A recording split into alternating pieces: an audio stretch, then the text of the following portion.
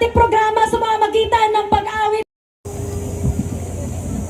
Diyos ng kalangitan, makapangyarihan at kamangha-mangha, Diyos na may likha ng sanlibutan, Diyos ng katarungan. Sobra-sobra na ang hirap ng mga mamamayan. Nagugutom ang mga anak ng manggagawa at magsasaka. Kapos na kapos sa serbisyong kalusugan. Di makapagpagamot ang mga dukha. Di na makapag-aral ang mga... Samahan ninyo kami sa aming pagtatanggol sa karapatan. Kahabagan mo po ang aming bayang sinilangan. Ninyo para sa katarungan. Bismillahirrahmanirrahim. You are the God of Moses, the God of Jesus, and the God of Muhammad. Diyos ng lahat ng nilalang. O Allah, kami po ay humaharap sa inyo at nagpapasalamat sa inyo ang kaloob sa amin ng magandang kalusugan. O Allah, Diyos na dakila, pagkaloob niyo po sa amin ang inyong awa at proteksyon. At ang inyong awa ang magbibigay sa islaan ay maasan namin. Amen. Ang pagkawalan niyo po sa amin ang aming mga kapwa. Walang kapayapaan sa korupsyon na ginagawa ng aming mga leader sa lipunan. Walang kapayapaan sa kahirapan. Walang kapayapaan sa pagkabasok ng karapatang tao. Walang kapayapaan habang bumabaha sa mga pamayanan dahil po sa bayan. Inakaw ang mga nasa pamahalaan. Pauwi lamang sa kulay.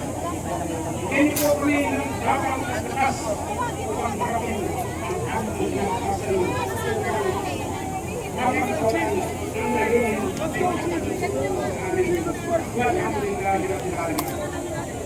Bigyan kami ng diwang mapagkaisa, panghawakan ng prinsipyong makatao at makadukha, na sa bawat hakbang ng aming pananampalataya, pag-ibig sa Diyos at sa kapwa ang nakatala. Biyayaan ang aming pusong mapagkalinga sa mga api at dukha, at nawa maipagtanggol namin ang karapatan ng mga nangangailangan.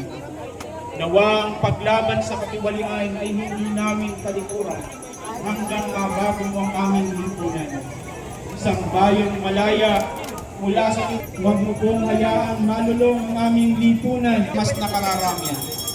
Akayin mo ang aming mga lingkod, Panginoon, sa landas na ikaw ang masusunod at hindi kami.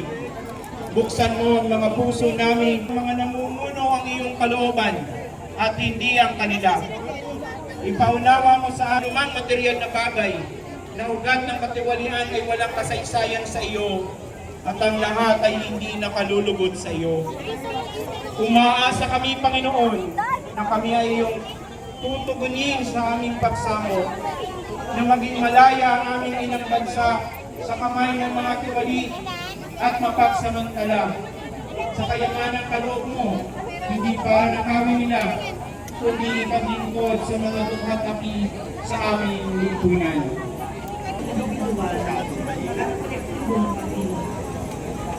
Nasumpungan namin ang aming nanahimik kami sa gitna ng pang-aapi. Natakot kaming makibaka at hindi namin binigyang tuwang ang papel mukha sa pagpanday ng lipunan. Patalasin mo ang aming pagsusuri at pakikibaka. Huwag mo kaming pabayaang tuluyang makalimot upang aming tahaking kalandas na ipinaglalaban ang demokrasya, kalayaan at katarungan. Samahan mo kami at magkakaisa batay sa prinsipyo at sa kapakanan ng aming bayan. Ating dalhin.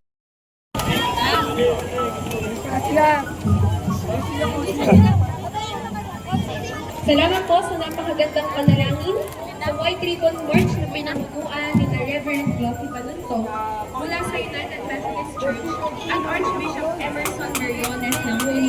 Saktong-sakto sa tema ng ating White Ribbon March na lahat ng sangkot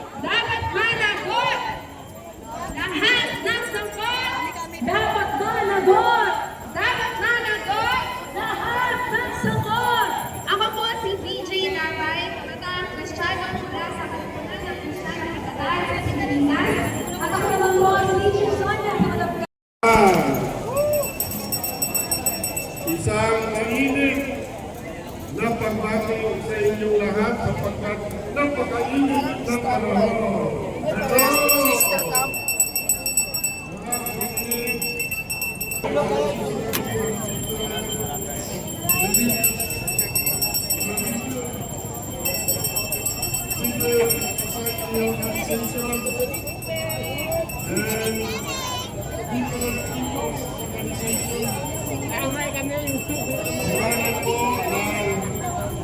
Interreligious Leaders Council for National Transformation.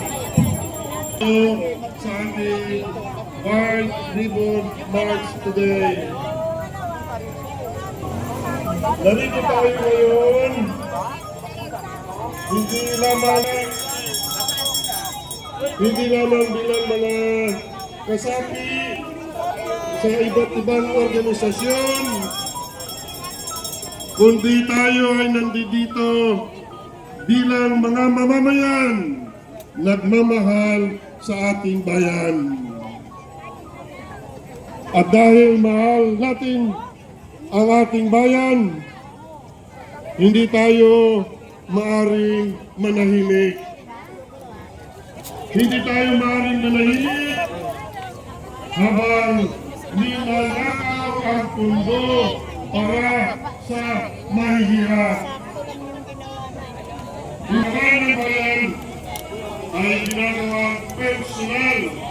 Hindi tayo maaaring manahimik habang ang korupsyon ay patuloy na sumisira sa kinabukasan ng ating mga susunod na mga henerasyon, ang ating mga anak. Mga kapatid, malinaw ang ating paninindigan. Ang korupsyon ay pagnanakaw. Ang korupsyon ay pagtataksil sa taong bayan. Kapag ninakaw ang pera ng bayan, ninanakaw ang mga gamot ng mga may sakit, ninanakaw ang mga edukasyon ng ating mga kabataan, ninanakaw ang pag-asa, ipahayag ang katotohanan. Hindi tayo naririto upang manira ng tao. Narito tayo upang manindigan. At ang ating panawagan ay simple, malinaw, at walang managot. Kung may nagnakaw sa bayan, dapat panagutin. Kung may kurakot, dapat ikulong. Walang exempted, walang VIP, walang makapangyarihan o mahirap, walang kalyado o walang kalaban. Ang batas ay dapat pairalin sa lahat sapagkat ang tunay na katarungan ay walang pinipili. Mga kapatid, ang white ribbon na ating sinusuot ngayon ay hindi naman simbolo ng katahimikan sa harap ng mga kasamaan. Ito ay simbolo ng malinis na konsensya. Ating paninindigan na ang Pilipinas ay nararapat sa matapat at tapat na taong may pananampalataya. Naniniwala tayo na ang Diyos ay Diyos ng katotohanan at katarungan. Hindi sapat ang magdasal lamang para sa pagbabago.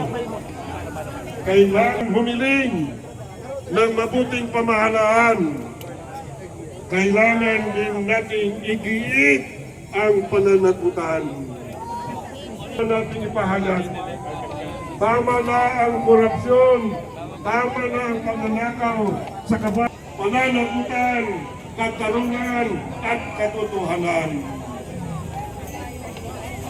At para sa lahat, darating at darating ang araw ng pananagutan. Maaring makaligtas ang tao sa korte, ngunit walang makakaligtas sa hukuman ng Diyos. Hanap na katarungan ng Diyos, tungkulin natin, tiyakin na ang katarungan ay umiiral din sa ating bayan. Lahat ng kurakot dapat managot. Lahat ng kurakot dapat ikulong. Mga kababayan, hindi tayo narito para maghasik ng galit.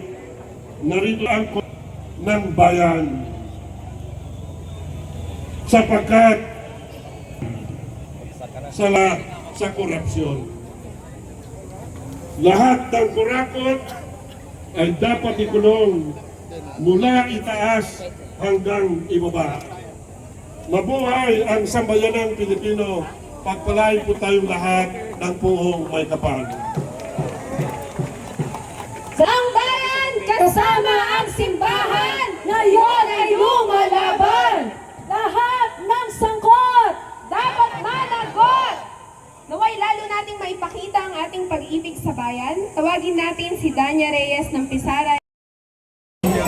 narinig sa lahat ng panig ng Pilipino ang naging sambayanan para tumulungan ang pagdamang bayan ukol sa kahirapan. Narito po si Neil Malakal, Secretary General ng National Council of Churches.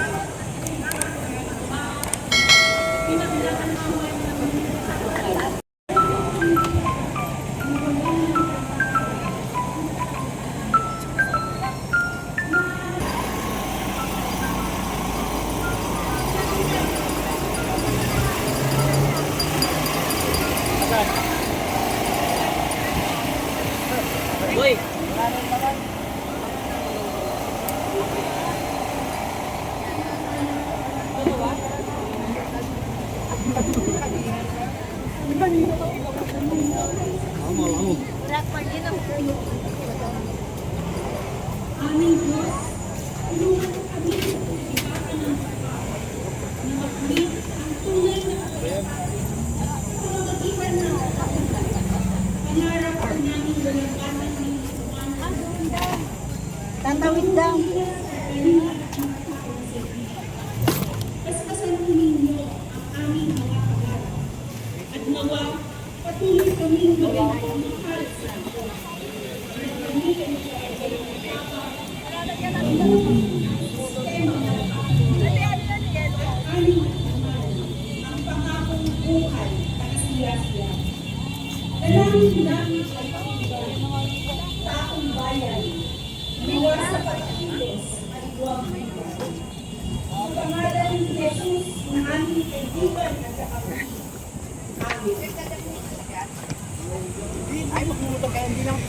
Nasa